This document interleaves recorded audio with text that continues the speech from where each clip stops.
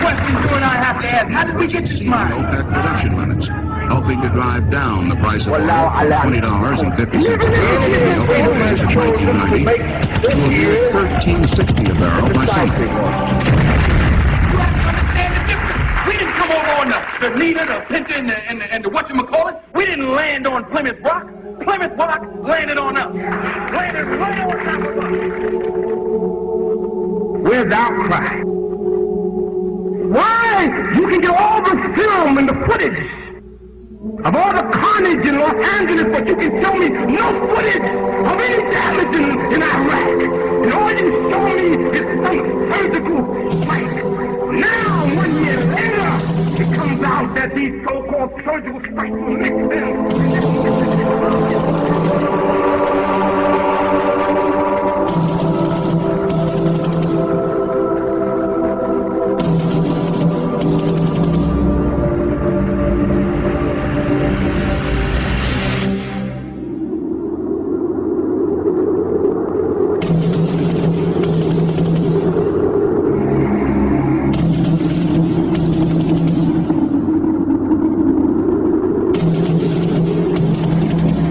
August 2nd, 1990, Saddam Hussein's forces crashed through the defenses of oil-rich Kuwait. In fear of an Iraqi invasion into Saudi Arabia, the United States and her coalition allies poured into the Arabian Peninsula to form a deterrent that would be known as Desert Shield. The result was a series of diplomatic talks, negotiations and counter-negotiations that rapidly declined into a no-hope situation. On August the 17th, 1991, Desert Shield became Desert Storm. Battle of the city. Just one comment. Clearly I've never been there, but it feels like we're in the center of hell. There seem to be these flashes of light often. Whoa! Holy cow! The conflict was witnessed by millions through the eye of CNN and the BBC, showing propaganda of the systematic eradication of Saddam's forces by a coalition far superior in technological, political, and economic power. However, what was little known was that from the outset the war was engineered, controlled, and manipulated by an elite group.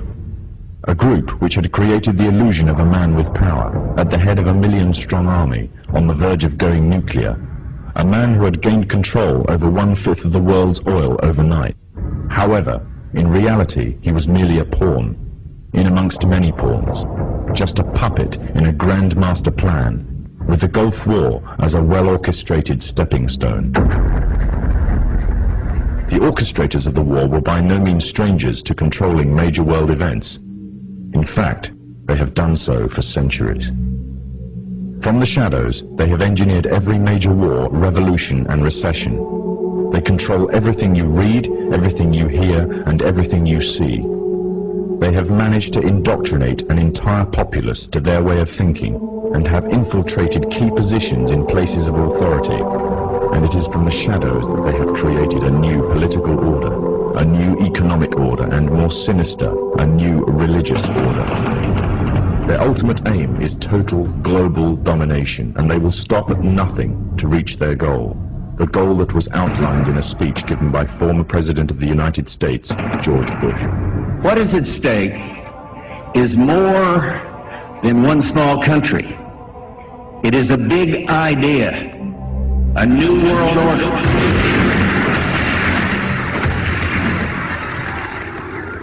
However, the origins of this global plan were not created in the offices of the White House. In reality, their roots lay in another war. This time, the year is 1095, and the place, Clermont, France. 11th century Europe was ruled by the Church, which held a firm grip on the hearts and minds of the people. This power enabled Pope Urban II to wage war on the Muslim Caliphate and crusade in what he called a War of the Cross, to recapture the land of Jerusalem. It had been under Muslim rule since the year 637, but in 1099 this rule was brought to a bloody and sudden end. In the name of the cross, women were raped and murdered, children were put to the sword, and it is said that blood ran in the streets knee-high to the horses. Out of this land of bloodshed and terror, a group of men arose. Men that would stop at nothing to get what they wanted, no matter what the cost. 20 years after Jerusalem was taken, the Dome of the Rock was seized by a group of warrior monks calling themselves the Knights of the Temple of Solomon, or more simply, the Knights Templars.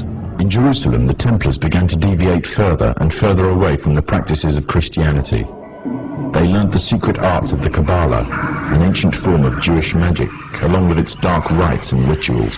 The Jews had learnt the arts from the pagans of ancient Egypt during the times of enslavement to the Pharaoh, and developed them into Babylon at the time of Nebuchadnezzar. In 1307, King Philip of France arrested them for charges of denial of Christ, homosexuality, and idol worship, as well as magic.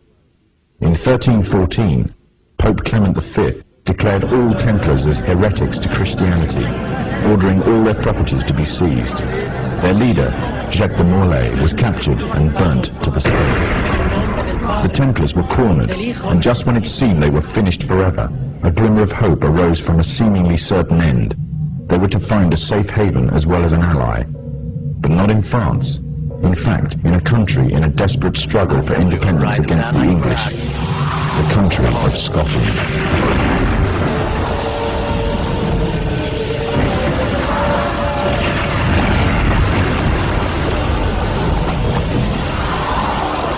For some, Scotland's hope of independence had died with the death of William Wallace. However, to the King of Scotland, Robert the Bruce, the arrival of the Templars gave him a new secret weapon. Their experience, gained over 200 years of fighting the mighty armies of Islam, had made them expert in combat and warfare, and more than a match for any army brought before them. In 1314, the Templars, allied with Robert the Bruce and his army, took to the fields of Bannockburn in a long-awaited showdown with the English. Robert the Bruce's foresight paid off. The 25,000-strong English army suffered a humiliating defeat at the hands of only 6,500 men. The dream of an independent Scotland had finally been achieved. The Templars had brought themselves back from the brink of destruction, and never again would they allow themselves to be destroyed. This time, they would control the country by controlling its kings, and in order to preserve their secret order, the Templars would have to die, or more precisely, the name would have to die. The Templars, who had escaped Europe, were finally laid to rest in Roslin Chapel, Scotland, which stands to this day as sign of their presence in Britain. Their descendants became the true power of Scotland. In 1603, the death of Queen Elizabeth I left England without an heir to the throne. By virtue of descent, King James V of Scotland became King of England. In doing so, Scotland and England joined to form a new kingdom, and the power that the Templars held over Scotland spread to give them a firm grip on the whole of Great Britain. For over 100 years, the Templars concealed their activities, fading into the background until they were little known and little remembered. However, they did not cease to keep a firm grip on Britain. All the time they were planning, regrouping, and infiltrating positions of power in all corners of the kingdom. In 1717, the Templars made their reappearance in Europe. They had grown in both number and strength, and were now ready to coin a new identity, free from their reputation of the past, and given credibility by none other than the monarchy and aristocracy of England. And the name they chose for themselves was a name that would be known by many, but understood by a few. This new name, the Freemasonry. The new identity and the grandeur of its members afforded the Masons with respect and dignity. The first royal member of the Freemasons was Frederick, Prince of Wales. The latest members include Prince Philip, the Duke of Edinburgh, and consort to the current Queen of England, Elizabeth II, who herself is a grand patron to the Masons. However, behind closed doors, the Freemasons were free to indulge in the secret rites and rituals handed down to them by their ancestors, and these became the basis of their levels of membership, called degrees. The Freemasons were not content with power in Britain alone. Their ambitions were far greater. In the years to come, the world would witness Europe and America being plagued by wars and revolutions, each more devastating than the other. However, these would not be as commonly believed, the spontaneous effects of a downtrodden people, but in fact schemes created by the exclusive few driven by hunger for absolute power. All this would take place from the very country from which they had fled centuries earlier, and would come to the base for their global domination. In 18th century France, The majority of the population was very poor, whilst the aristocracy and royalty lived a life of luxury and extravagance. There existed a wide gulf between the two classes. The Freemasons would use this to make the pledge for power, resulting in the biggest upheaval in French history. The Masons took advantage of the growing atmosphere of anger amongst the French and used it to achieve their own aims with a carefully planned propaganda war.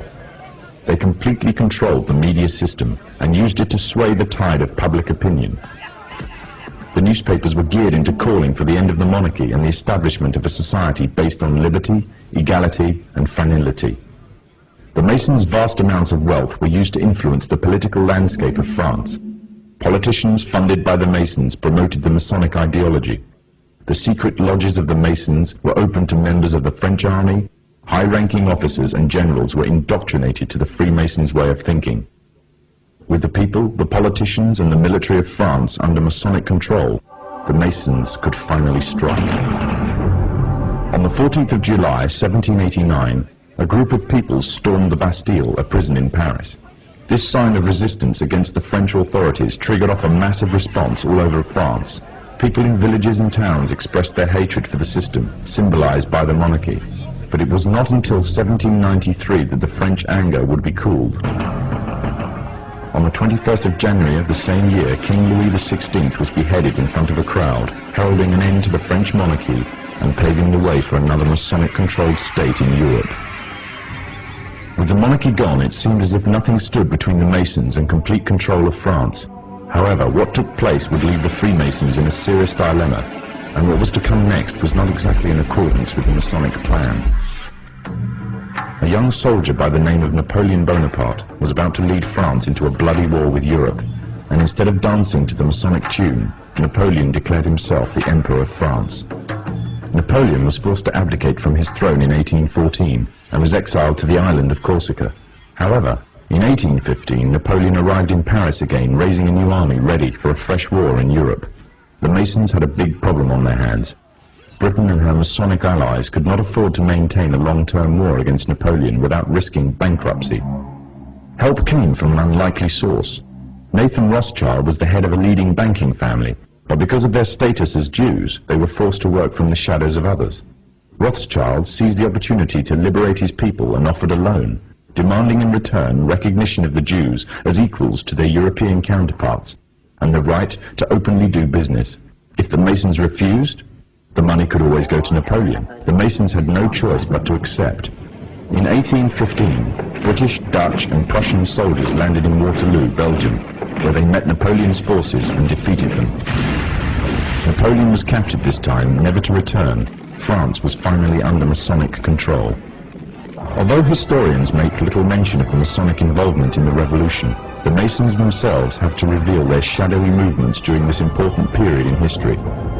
In 1904, Marquis de Rossambo, a Freemason, said before a packed audience, "Freemasonry has worked in a hidden but constant manner to prepare the revolution. We are then in complete agreement that Freemasonry was the only author of the revolution, and the applause which I received from the left, and to which I am little accustomed, proves, gentlemen, that you acknowledge with me that it was Masonry which made the French Revolution."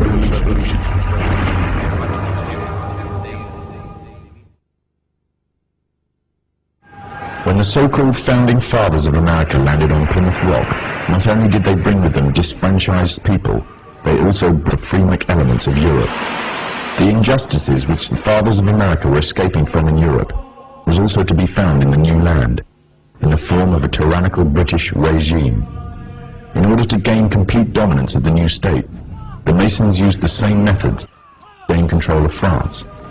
Although the British monarchy was run by the Masons, the American War of Independence was a necessary action, and the people involved in the war were expendable for the Masons to fulfill their dream. Emotions of the people were manipulated into anger, and just like France, anger turned into war. This time, however, previous mistakes would not be repeated. The near defeat the Masons faced against Napoleon and his army in Europe taught the Masons a lesson. Any forthcoming leaders of the resistance must follow the Masonic agenda. The best way to do this was to ensure the leader himself was a Mason, and the leader who took the war to the British was none other than George Washington. On the 4th of July, 1776, the Declaration of Independence was made. On the 17th of October 1781, the British were finally defeated and surrendered the colonies to the Americans, and the world's first Masonic state was born, a nation that would represent Masonry in every way. A sign of the Masonic presence in America is plainly visible on the dollar bill, which carries a picture of George Washington, the first Freemasonic president in the world, and a picture of the Freemasonic symbol of the so-called all-seeing one eye.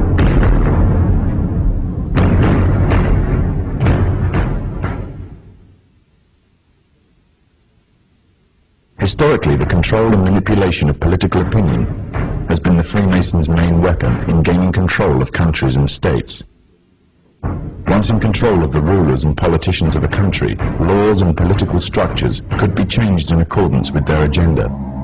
However, since restricting the body does not necessarily mean restricting the mind, the Freemason recognizes that their plan for a global government hinges completely on subduing the masses to their agenda, and thus eliminating opposition to their cause. And the greatest threat to their plan, posing more danger than any army or law, is the threat of a free-thinking mind. In order to eliminate this threat and to achieve their objective, the Masons have set about the boldest plan ever devised: the complete control of every aspect of human life, your life. And the weapons they are using against you are in your very homes, entertaining you and your children, and gradually indoctrinating you without you even realizing. In today's society, people are spending more and more time engaged with modern media. Television, cinema, computer games, the internet, popular fiction and popular music are an integral part of our lives. Yet these provide a vast expanse on information, which you are taking either consciously or subconsciously into your mind. Information on society ranging from ideals and morals, and the difference between right and wrong, to the way societies and economies should be structured, is passed before you every single day. These media play a significant role in providing the basis for determining an individual's view of the world and everything that exists. Thus, any one group in complete control of this information placed on these media will in effect have the power to indoctrinate practically the entire populace of the world to their way of thinking. And it is this fact the Freemasons are exploiting. The Masons are using the entertainment industry in particular to condition people to their way of thinking, either openly or subliminally. The methods they use vary, but the goal is the same: to impose their beliefs, their ideology and their objectives on you in such a way that you begin to think of them as your own. Evidence of their presence within popular entertainment is widespread. Masonic involvement in the industry is not a new thing. Hailed as one of history's great composers, Wolfgang Amadeus Mozart, a Freemason himself, composed a symphony, which was an open display of Freemasonry. The symphony is based on a story taken from ancient Egyptian mythology of Isis and Osiris. The pagan rites of ancient Egyptian mythology form, through the Kabbalah, one of the fundamental aspects of Freemasonry. It is from these same pagan origins of Egypt that the symbol of the one eye stems. The entire entertainment world is rife with evidence of the Freemasons' presence. Openly or subliminally, their agenda and beliefs and ideals are propagated. From big-budget Hollywood films to simple cartoons, the Masons have not left anything to chance in promoting their message of a global government. Matt Groening, the creator of one of the most popular cartoon series in television history, The Simpsons, is a self-confessed anarchist. Matt Groening himself has openly declared that he wanted to get his own political ideas across within his work. But he wanted to do this in such a way that people would find it easy to accept his ideas, and the means he chose to this was a clever little cartoon called The Simpsons. So what exactly is The Simpsons teaching us and our children? There are many lessons being programmed into us. These include disregard for authority, either parental and governmental, that bad manners and disobedience is the way to attain status amongst people, and that ignorance is trendy and cool, whereas knowledge is unfashionable. However, what is especially worrying is the Masonic undertones of one episode in particular, the episode in which the father figure of the family, Homer Simpson, becomes obsessed with a group called the Stonecutters, or should it be called the Freemasons? Upon joining the group, his fellow members find a birthmark on him, a mark that makes the rest of the group declare him to be the chosen one. The chosen one, whom the sacred parchment prophesied would lead us to glory. But with his newfound honor and dignity, he, Homer Simpson, fools himself into thinking that he is God. I always wondered if there was a God. And now I know there is. And it's me. Some may dismiss it as nothing more than a children's cartoon, a bit of harmless fun. But the influence it has on audience makes it a very effective means of propaganda, indoctrinating a people without them even realizing. Its very creators admit that they are propagating their political ideas to the audience in a covert manner. Ideas spread through the domestic television can reach a far wider audience than movies and cinema. And it is through this media that a new concept is being introduced. The concept of one global leader. Famous for his novel The Jungle Book, Rudyard Kipling, another Freemason, wrote a book called The Man Who Would One Day Be King. This was later made into a big-budget Hollywood film starring the likes of Sean Connery, Michael Caine, and Saeed Jaffari. The book is the story of two soldiers that journey to a country on the edge of India, a country that was once rumored to contain great riches, that once belonged to Alexander the Great. Upon reaching the country, the two soldiers are captured by the local inhabitants, a people called Kafirs, named after their country, Kafiristan. When the two men are about to be killed, a necklace is discovered around the neck of one of the soldiers. Engraved on it is the symbol of the Masonic one eye. The Kafirs revere him as their god and attribute to him the divine attribute of immortality. The man himself first regards himself as a king, and then in his newfound power begins to regard himself really as being a god. From the Muslim perspective, if not that of others, the similitudes that can be drawn from this story are very interesting. The Muslim scriptures, called Hadith, contain many prophecies of the Prophet Muhammad. In these, it is prophesied that a man would arise from amidst the Kafirs, which means infidels in Islam, who would be recognized by his one eye and would be made a world leader, claiming first to be a king and then later to being God, and that he will seem immortal until an appointed time. In another film, the concept of global leader and global government is also strongly propagated. In 1996, the film Independence Day broke all box office records, becoming the 7th highest-ranking film of all time. It entranced audiences around the world with a fictional story of an alien invasion on Earth. However, deep within the film's subliminal messages can be found, indicating the Freemasonic presence and the Freemasonic agenda. In the film, there is a military base known as Area 51. It is from here that the military offensive is launched, on which the salvation of the whole world and the future of its inhabitants depends. The entrance to this installation is a pyramid, on which is engraved the symbol of the one eye. The film shows the USA as the forerunner in establishing a global offensive, involving all the nations of the world, an offensive which is devised, controlled and commanded by one man, one overall leader.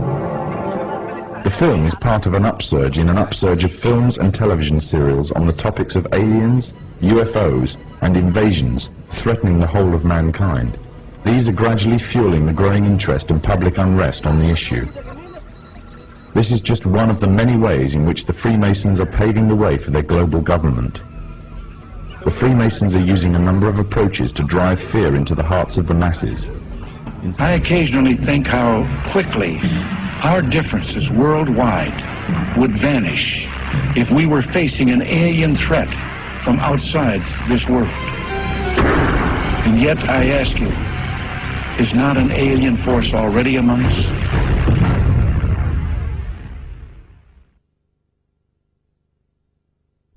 Other tactics that the Masons are using in order to bring about a one-world government and the need for a global security force controlled by them is to allow crime rates to soar, thus creating fear for personal and national security. The drugs industry, according to official estimates, is in terms of monetary value one of the largest industries in the world. The countries of the world are currently involved in trying to solve this problem on a national and international scale. The United States, for example, has a huge and growing drugs problem, the direct result of which has been soaring crime rates, which continue to increase at an alarming rate. Backed by the growing levels of public demand for tougher action, the government has justification to use heavy-handed, overt and covert operations to combat the drugs problem and satisfy public opinion.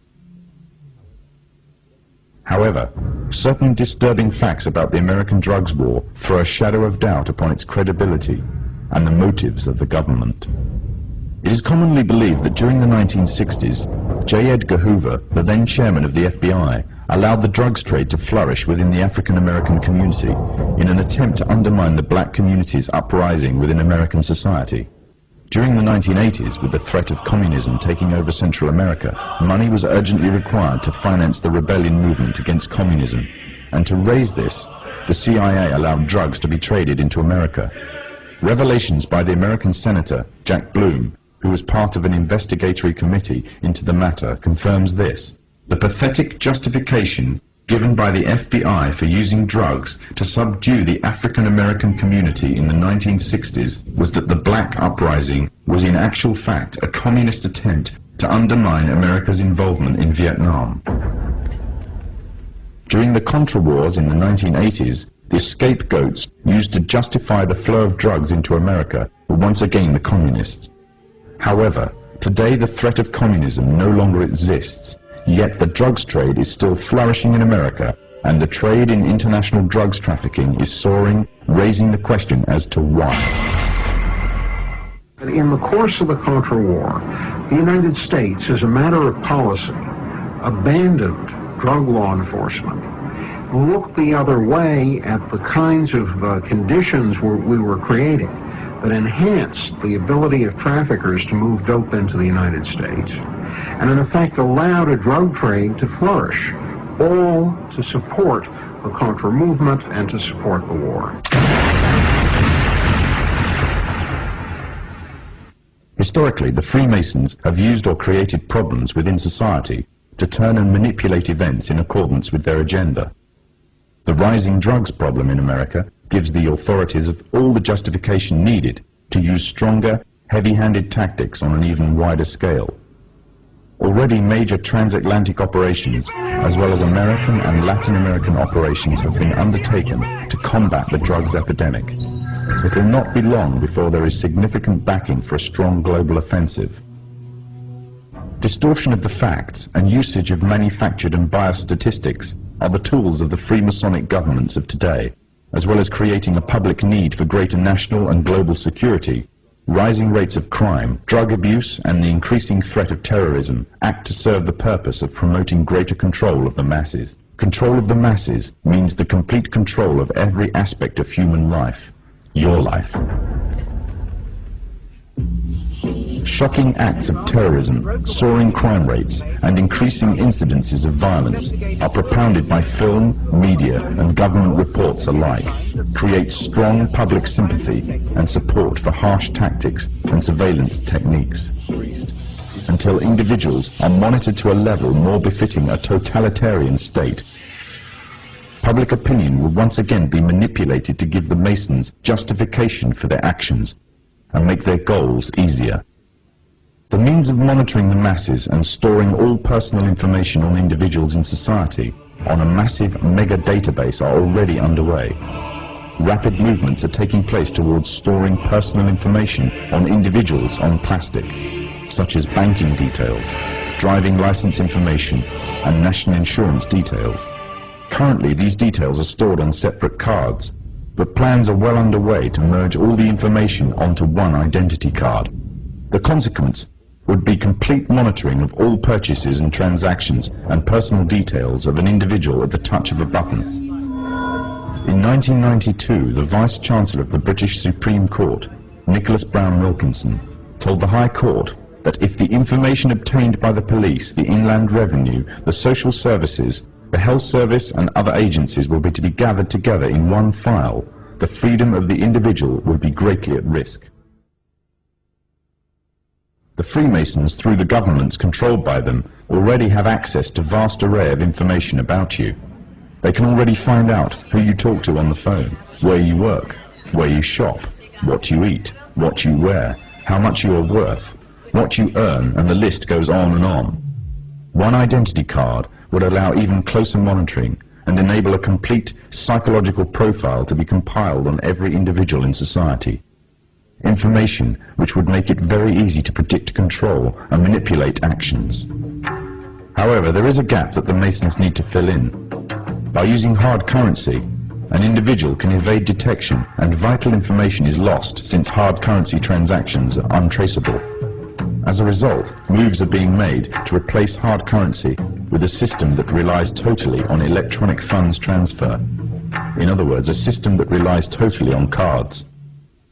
Trails and Swindon have heralded the first signs of a move towards the introduction of smart cards and electronic money on a national scale in the UK.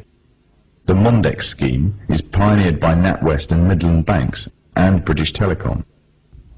Inside a smart card is a microchip which calculates every single transaction, not only financial transactions, but records every single thing for which it is used. It can serve as a credit card, a building society passbook, library card, travel card, phone card, and quite possibly an identity card. Although an identity card would reveal much detail, it would not be able to locate any one person precisely at any given instant time. This would require some sort of tracking device that could be put on and detected wherever that person may be on the globe. The tracking device would be an all-purpose microchipped identification device or an electronic implant placed under the skin. These implants could then send off a signal which could then be picked up by satellite in low Earth orbit, locating and identifying the subject. Although this may sound like the works of fiction, it is, however, already well on its way to becoming reality. There are already approximately 48 global positioning satellites in orbit that are in use by the United States and her allies. These satellites can act upon incoming signals and pass down accurate information to the source of the signal about its location. At present, the source of the signals are devices that are attached to tanks, battleships, aircraft, or handheld instruments for accurate navigation purposes. The next step would be to introduce the device that creates the source signal on every individual. Currently, one form of device that has been created specifically as a signal source for the satellites is the electronic tag. Already a scheme using such tags on individuals is in operation in the UK. The justification used is that it is necessary to curb the growth in the population of the already overflowing prisons. The tag fits securely around the offender's wrists and can be monitored to see if the offenders are violating curfew regulations. Pilot tagging schemes are already in operation in Greater Manchester, Berkshire and Norfolk, with plans for expansion in other countries in the coming year. The Freemasons' plan for complete global control by one governmental body means that they must pave the way for complete global economic union, complete global legislatory and political union, and complete global military union.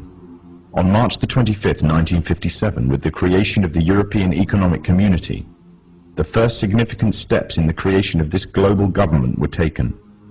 Since then, the EEC has become a testing ground for the New World Order.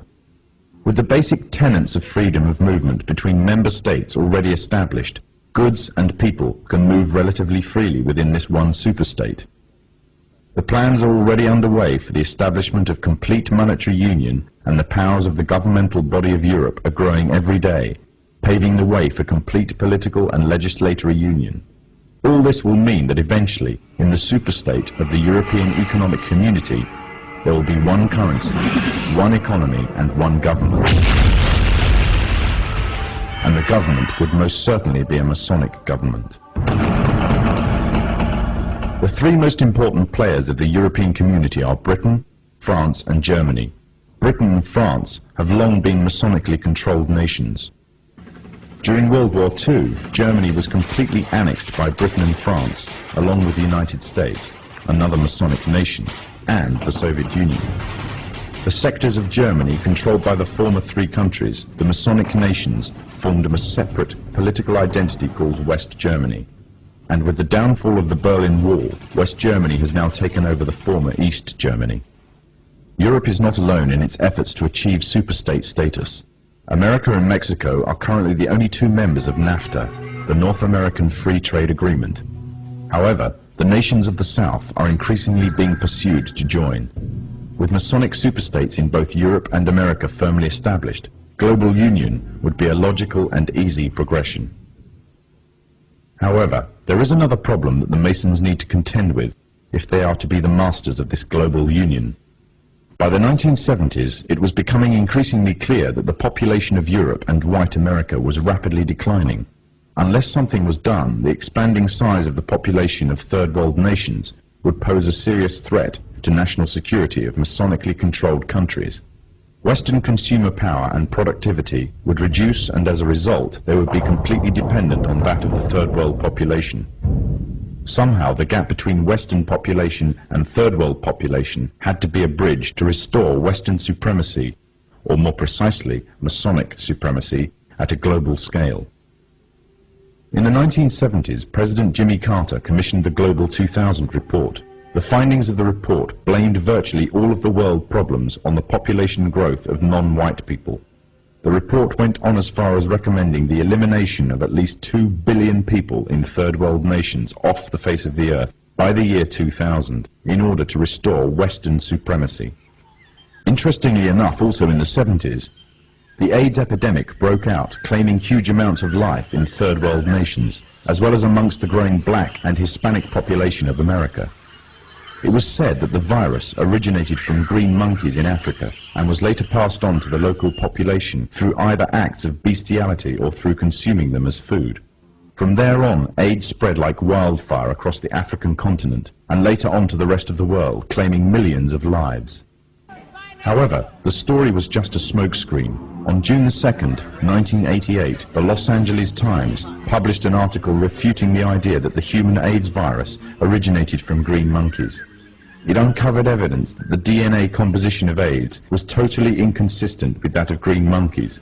In fact, it could be proven that the AIDS virus could not be found anywhere in nature and could only have ever survived in the human biological system.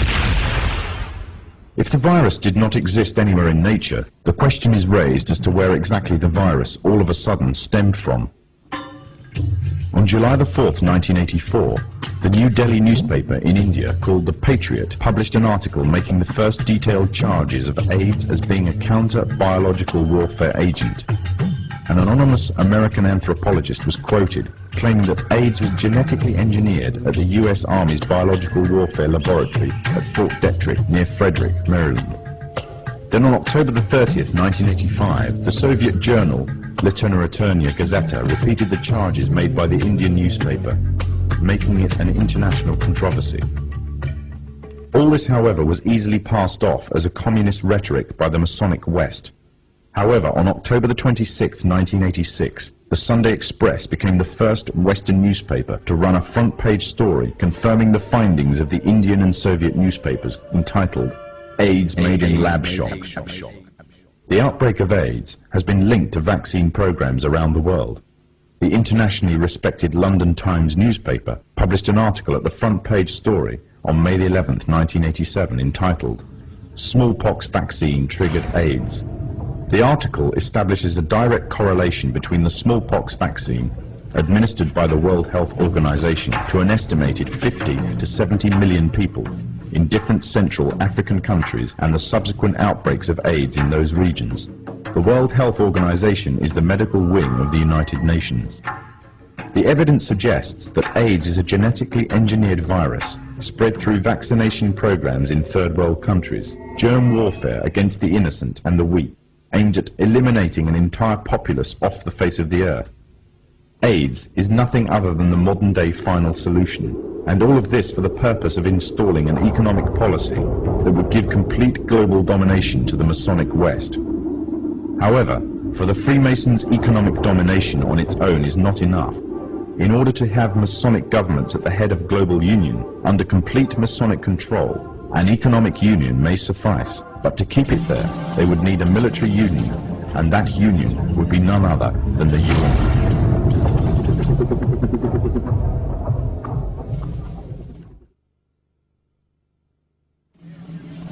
The United Nations is a general assembly of the majority of the nations of the world. Britain, France and America are already ranked within the 5 major powers of its Security Council, with the others being Russia and China. This means they have enough power to veto any motions passed. In December 1992, the President of the General Assembly declared that the UN must become a functional world parliament, and went on to say that the UN should be equipped with its own intelligence service. However, the UN has already attained military power. It operates its own army, an army that stood back while thousands of Muslims were killed by the Serbs in Bosnia, and instead implement an arms embargo that left the Muslims without any means of self-defense. When UN soldiers were sent to wage war against General Mohammed Farah Aidid during the months between June and October 1993, American helicopters fired on hospitals, houses and civilian crowds, killing hundreds of unarmed people. After an attack in which 71 died, the head of the UN mission, Admiral Jonathan Howe, said, "We knew what we were hitting. It was well planned." This was a clear breach of the Geneva Convention, but when the US military attorney was confronted on these points, his reply was that the Geneva Convention did not apply to the UN forces on the technicality that the UN is not the signatory to the convention. In other words, UN troops were free to commit any war crimes or atrocities they wanted and were above any law. In fact, the UN, far from bringing peace with it as it claims, instead has spread corruption in the land, leaving a trail of death and destruction wherever it has gone. Days of the Cold War, the very existence of the Soviet Union meant that the Freemasons' path to a global government would take time. Now that communism has been destroyed, it seems that the Freemasons can at last use the UN to achieve their goals of a global government, therefore having the entire world at their grasp with none to stand in their way, or so they thought. For as the earth cries out because of the corruption and injustice they have spread over the land, through the agonizing centuries of their domination, the world is witnessing the reawakening of an old warrior. Now the Freemasons have another enemy to contend with, an enemy which they have thought that they have destroyed, an enemy that will never bow down to the evil and demonic plan of the Freemasons. That enemy is Islam, and against it they have declared war. However, the Muslims have already been forewarned about an enemy that will face them, the last prophet of God. Muhammad said that a man will appear after the Muslims have conquered a Roman city called Constantinople. He will first appear as a tyrannical king, then he will be claimed to be a prophet, and finally he will claim to be the Lord God himself. Already the first part of the prophecy has been fulfilled. Constantinople was conquered and renamed Istanbul. The prophet further foretold that this liar would start to conquer the world, country by country, fortress by fortress, region by region, town by town, and no place will remain unscathed except the two holy cities of Mecca and Medina. He will possess powers to issue a command to the sky, and it will rain, and to the earth, and it will produce crops. He will call to a false religion and bring something which resembles paradise and hell. But that which resembles paradise will in fact be hell, and that which resembles hell will in fact be paradise. He is the Dajjal, meaning imposter, and he will be born with one eye, and your Lord is not one-eyed. It is also known that before the appearance of the Dajjal, a group of people will pave the way, setting up a system to prepare the world for his arrival. In other words, these forerunner to the Dajjal and their system will bear all the characteristics of the Dajjal, and he will be the final embodiment of these in human form. The forerunners to the Dajjal are none other than the Freemasons. The one eye is one of the ways to recognize the Dajjal. The one eye is the symbol of the Freemasons. It is part of their beliefs and is taken from ancient Egyptian mythology. In their ideology, it represents the supreme being, sometimes referred to as the great architect of the universe. The scholars of Islam say that the similitude of the Dajjal is that of the Pharaoh who tarried with the prophet Moses. The Pharaoh was a tyrannical leader who elevated himself in status and declared himself to be God. He used magicians to create illusions and fool the people, and oppressed all who did not conform to his false religion. Today the Freemasons weave another kind of magic. The illusions they create take the form of hidden or openly propagated messages in films, televisions, cartoons, music, and all the other cogs in their well-oiled media machine. And this same media machine has continuously been put into action to slander and destroy the character of Islam, following another trait of the Dajjal, who goes further and slanders God directly. The Dajjal is an oppressor to all who do not follow him. He will have powers to increase the land harvest or destroy it, depending whether the people follow him. Similarly, the Freemasonic West, through the World Bank, hold the third world nations to ransom if they do not act in accordance with their wishes. Abundance of IMF development loans are often used to ensnare such nations, and the unattainable interest payments keep them ensnared. They are forced to submit or face economic collapse and dire poverty. Another way in which the Dajjal will control the people, either deluding them or forcing them to submit, is by spreading disease. He will have the ability to spread disease or cure it, effectively playing God, and with this power he will delude many to his false religion. The Freemasons also play with people's lives in this manner. Evidence exists showing that many viruses have created or mutated in military labs and later used in experiments on human beings. And it has been established that AIDS is a man-made tool used to suit the purposes of Masonic West.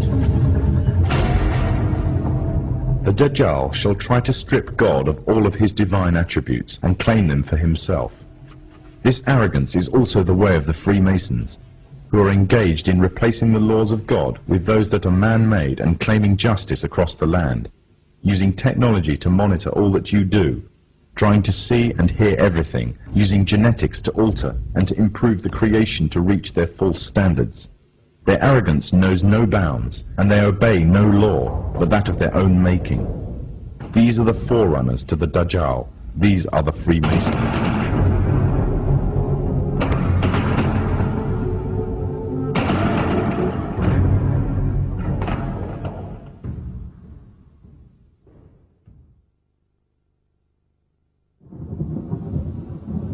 The Prophet Muhammad said that a time would come when the whole world would gather around to plan the destruction of the Muslims, as if they were gathered around a table to take part in a meal. Today the nations of the world are doing just that, around the circular tables of the United Nations General Assembly Hall. He also said that the time of the Dajjal will be years of confusion. People will believe a liar and disbelieve one who is trustworthy, and those who rebel against God will have a say in general affair. Today, during the time preceding the Dajjal, there is also a time of confusion. The system set up by the forerunners to the Dajjal have ensnared many Muslims away from truth, using lures such as wealth and materialism and fulfillment of earthly desires. A miserable trade indeed.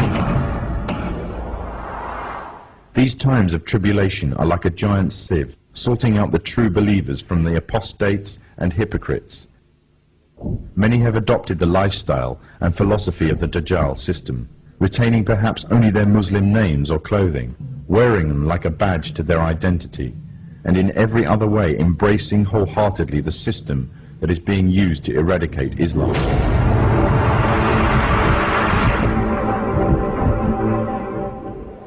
Embracing the same system that stood back and did nothing when pregnant Muslim women had their bellies ripped open by Serbs, killing them and the contents of their wombs. The same system that stands still whilst women and small girls are being raped in Kashmir. A system that stood still whilst mothers saw their children dragged away by soldiers during the night, never to return, simply because they spoke out against being refugees in their own homeland. And the same system that said nothing to the tyrant, that gassed women and children simply because he danced the Masonic tune. For those who choose this system, claim to love Allah and his messenger, but hate what he has brought, leave the guidance that is Islam, and they adhere to the evil system of the Dajjal, living their lives in accordance with its rules and seeking from it worldly rewards, disregarding the truth that is the laws of Allah. They are those who invite upon themselves the wrath of Allah. They came down to the side of the road by the thousands. And they had Kuwaiti flags, and some had American flags. The forerunners to the Dajjal have set up this system to destroy Islam, either directly, through military and economic coercion, or indirectly, using ideological warfare. They have divided and conquered, instilling diseases such as nationalism and racism into the heart of the Ummah. Their biggest fear is Muslim unity and revival of the message brought by the last prophet to mankind, and everything they do is geared to prevent this. They have manipulated Muslims, setting up and promoting divides. They have installed their own universal language, compelling all to learn or be shut out, and reducing Arabic to secondary and inferior language in society. And what they have used most to keep the Muslims at bay is oil.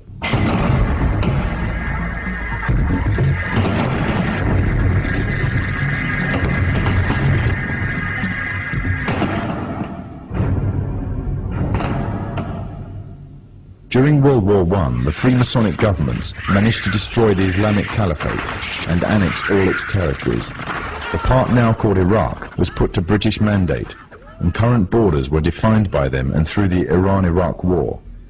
After its independence, the USA took over interest in Iraq. In fear of a purist Islamic uprising, the CIA aided the Ba'ath Party's rise to power, making Saddam Hussein the leader of Iraq and an ally to the Masonic states. When Kuwait later started raising its oil prices, it was destroying the war-torn economy of Iraq. Threats were made but ignored. The situation worsened until finally Iraqi troops were mobilized to the border. The Freemasonic media, the American media in particular, portrayed this as a shock and outrage. However, it is reported that the US ambassador to Kuwait had prior knowledge of the invasion and Iraq's intentions, as did the CIA. After the Gulf War, Saddam is still alive, and Kuwait has been liberated. It remains to be asked exactly what purpose the Gulf War served to its Freemasonic orchestrators. The Masonic West has long realized that the control of oil is vital to their economies. One of the main reasons is their reliance on cars and road transport. However, although technology exists to mass-produce fully operational electric cars, all attempts to do so have been vetoed. This is because oil is crucial to maintaining their world order. Without the wealth from oil, Muslim economies would fall, and without the puppet governments and leaders such as Saddam Hussein, the Freemasonic West could not control the Muslim nations. Without the division of wealth and false leadership of these nations, nothing would prevent the purist Islamic movements from coming to power. Poverty creates unity, and Muslim unity is the greatest fear of the forerunners to the Dajjal. The Gulf Wars served many purposes: to promote Western unity, to create divides amongst the Muslim nations, to act as a testing ground for an entire arsenal of military weapons and cocktails of chemicals and drugs. But most of all, it served to ensure a strong military presence in the Middle East. The Dajjal has placed a strong hold in the very heart of Islam itself and laid a firm grip on the Muslim holy lands. But although they plan, Allah also plans, and Allah is the best of planners. The final victory will be with the Muslims.